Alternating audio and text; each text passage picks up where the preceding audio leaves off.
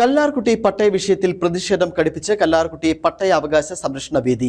കല്ലാർകുട്ടി പത്തുചെയിൻ മേഖലയിൽ താമസിക്കുന്ന കർഷകർക്ക് പട്ടയം ലഭ്യമാക്കാനുള്ള നടപടി വൈകുന്നതിൽ പ്രതിഷേധിച്ച് പട്ടയ അവകാശ സംരക്ഷണ വേദിയുടെ നേതൃത്വത്തിൽ കല്ലാർകുട്ടിയിൽ ഉപവാസ സമരം സംഘടിപ്പിച്ചു.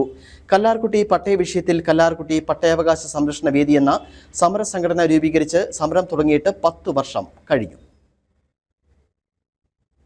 സമരം തുടങ്ങിയിട്ട് 10 വർഷം കഴിഞ്ഞു. ഉമ്മൻചാണ്ടി സർക്കാരിന്റെ കാലത്ത് ആരംഭിച്ച സമരം 1ഉം 2ഉം പിണറായി സർക്കാരുകളുടെ കാലത്തും തുടർന്നു. പ്രദേശത്തെ ഭൂമി അളന്ന് തിട്ടപ്പെടുത്തിയത് മാത്രമാണ് ഈ വിഷയത്തിൽ ഇതുവരെയുള്ള പുരോഗതിയെന്നും പട്ടയമെന്ന തങ്ങളുടെ സ്വപ്നം ഇപ്പോഴും അകന്നു നിൽക്കുന്നുവെന്നും കുടുംബങ്ങൾ പറയുന്നു. വിഷയത്തിൽ ശാശ്വത പരിഹാരം വേണമെന്നാവശ്യപ്പെട്ടാണ് കല്ലാർകുട്ടി പട്ടയ അവകാശ സംരക്ഷണ വേദി കല്ലാർകുട്ടിയിൽ ഉപവാസ സമരം സംഘടിപ്പിച്ചത്. ഫാദർ സെബാസ്റ്റ്യൻ കൊച്ചുപരിക്കൽ പ്രതിഷേധ സമരം ഉദ്ഘാടനം ചെയ്തു. ഏതാണ്ട് ഉത്തരവ് ഇറങ്ങാവുന്ന ഒരു അവസ്ഥയിൽ എത്തിയിട്ടുണ്ട്. ഇപ്പോൾ റവന്യൂ ഡിപ്പാർട്ട്മെന്റ് അനുകൂലമായ നിലപാടാണ് എടുത്തിരിക്കുന്നത്. ഇനിയും അവശേഷിക്കുന്നത് വിദ്യുച്ഛക്തി വകുപ്പാണ്, ഇലക്ട്രിസിറ്റി വകുപ്പാണത്.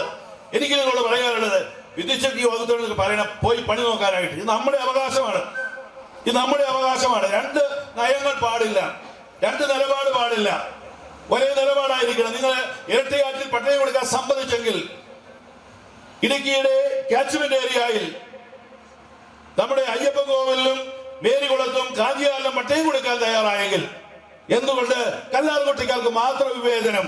സംഘടനാ മുഖ്യ രക്ഷാധികാരി ഫാദർ ജോസഫ് കുറ്റിക്കാട്ടിൽ അധ്യക്ഷത വഹിച്ചു.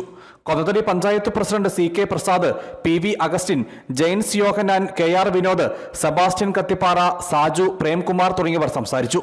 ഇരട്ടിയാർ ഡാമിന്റെ 10 ചെയിനിൽ പൂർണ്ണമായി പട്ടയം നൽകാമെങ്കിൽ കേവലം ഡൈവേർഷൻ ഡാമായ കല്ലാർകുട്ടിയുടെ 10 ചെയിൻ മേഖലയിൽ എന്തുകൊണ്ട് പട്ടയം നൽകുന്നതിൽ തടസ്സവാദം ഉന്നയിക്കപ്പെടുന്നുവെന്ന ചോദ്യം കർഷകർ മുമ്പോട്ട് വയ്ക്കുന്നു.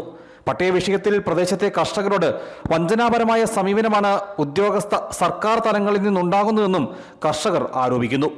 News bureau, Adimali.